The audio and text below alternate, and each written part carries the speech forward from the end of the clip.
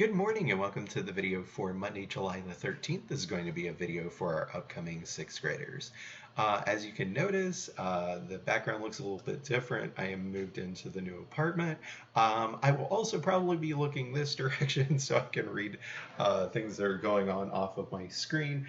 Just because of the way things are a little bit different. So I will probably be looking this direction, but that shouldn't affect things too much. So in 6th grade, we are going to be working with a lot of new concepts. So we're taking this idea of working with algebra and we are going to really expand upon what we've already used and do more complicated things. We are also going to be working with exponents. And so we've worked with exponents as they relate to powers of 10.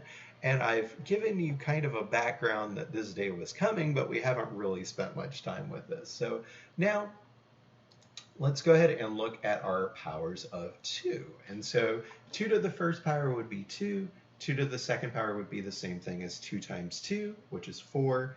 2 to the third power, or 2 cubed, would be the way that we would say that. We might say squared for using the second power, would be the same thing as 2 times 2 times 2, which is going to double this and give us 8. 2 to the fourth power would give us 2 times 2 times 2 times 2, which is 16. 2 to the fifth power would be the same thing as multiplying 2 5 times, and that is going to give us 32. 2 to the sixth power would give us 2 times 2 times 2 times 2 times 2 times 2, or the answer to this times 2, which would be 64, and then our last one would be 128.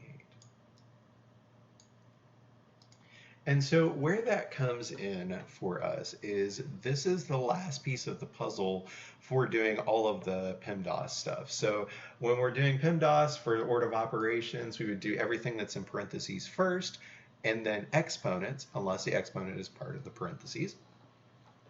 And then we do multiplication, division, addition, and then subtraction. And so for this particular problem, first thing that we would need to do is to go ahead and resolve the exponent. So this would be 5 times 5, which would be 25. Then we can complete everything that's in parentheses. We would do 25 minus 10, and that would give us 15. Then we do our addition part because there's no multiplication or division, and then that would give us 24. And let's see, I want to also do this one. And so we don't have any parentheses, so we're going to do the exponent portion first. 3 to the third power, which would be 3 times 3, which is 9, times 3, which would give us 27. And so we would have 6 plus 27 divided by 9. So the next part of this that we would do would be the division part, and we will ask you to write out all of these individual steps. So we can go ahead and write down the 6 plus, but we're working with this part. 27 divided by 9 is going to give us 3, and then 6 plus 3 is going to give us 9. And we are also going to ask you to take things that look like this and write what the equation might, or expression might look like. And so we can say that we're using E, and if we are doing 11 more than E, we can do 11 plus E, or E plus 11. It's not going to make any difference which way that we write those, because we will get the same answer. Now for subtraction, we may want to make sure that we are putting the minus 9 last. And we are working with n and 5. So if we're working with a quotient, we are doing a division problem. And so we can do n divided by 5. We don't need to put it in parentheses because this would be the only multiplication or division portion that we're working with. So I probably should scoot this just a little bit closer, but we could say that that could be n divided by 5 minus 9. And then we are going to be working with getting values for our variables and then using those to perform the operation. So 2c would be the same thing as saying that we're doing 2 times c. So we can do 2 times 7 to get 14.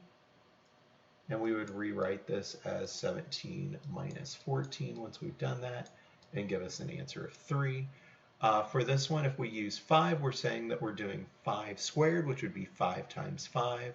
That would give us 25 minus 4 equals 21.